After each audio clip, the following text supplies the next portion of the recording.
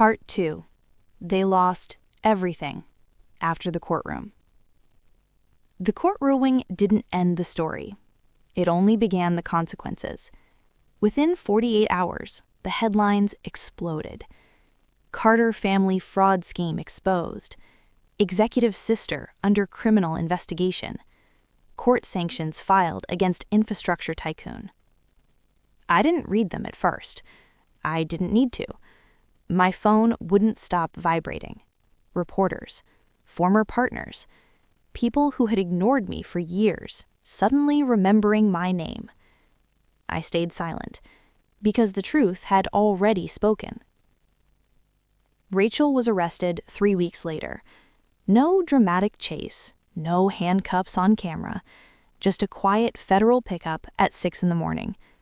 White-collar crimes don't scream, they suffocate. She was charged with wire fraud, falsifying corporate records, and conspiracy. My father was charged separately: accessory, failure to report, obstruction. The empire he built over 30 years collapsed in less than 30 days.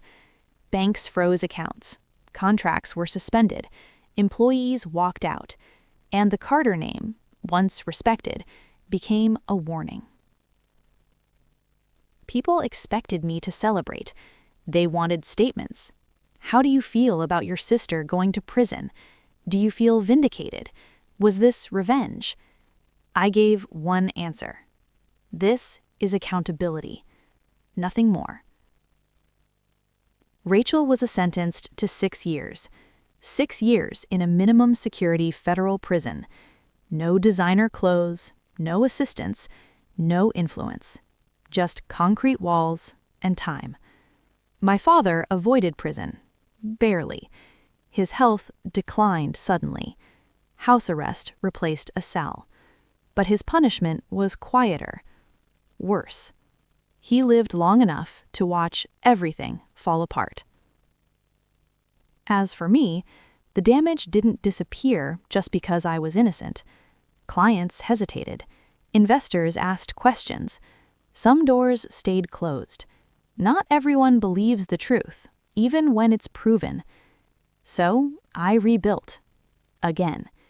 This time alone. I started small. No family name, no legacy company. Just my reputation, carefully repaired. I hired people they had fired. Engineers, analysts, workers. People who had been discarded when loyalty mattered more than competence. We worked harder than anyone else. And we were honest. That mattered.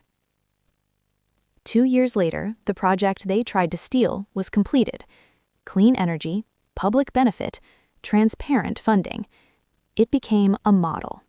The same journalists who once questioned me now wrote headlines like, "Redemption through integrity. The man who refused to fight dirty." I didn't give interviews.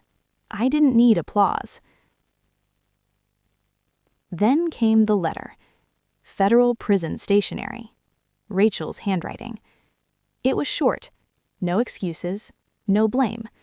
Just one sentence. I thought destroying you would save me. I was wrong. I folded the letter. I never replied. Not out of anger. Out of closure. People ask me now if I believe in forgiveness. I do. But forgiveness doesn't mean access. And blood doesn't mean trust. If there's one thing this story taught me, it's this. Some people don't want to see you succeed. They want to own your success or erase it. And when they fail, they call it betrayal. I didn't win because I fought back louder. I won because I stayed clean when they got dirty.